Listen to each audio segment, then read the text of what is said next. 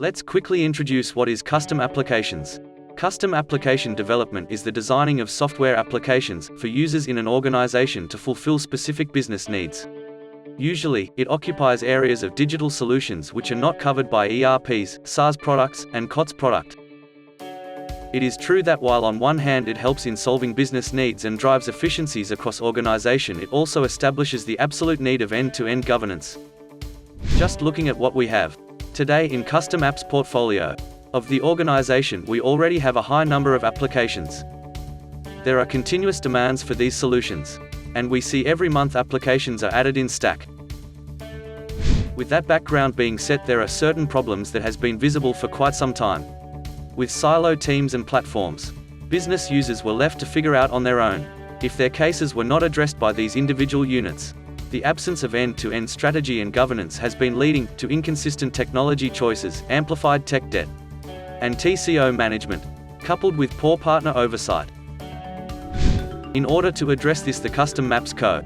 was formed in H2 2021 within Global Delivery, to align a set of technologies, platforms and processes for custom solutions.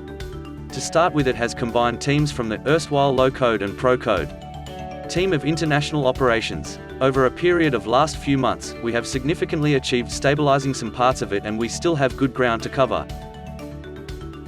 Our strategy and governance is aligned with the formation of decision-making playbook and strong governance establishment. As every technology has its own merits and demerits, it's important to strike the balance the technology stack to cover the spectrum of use case in this space.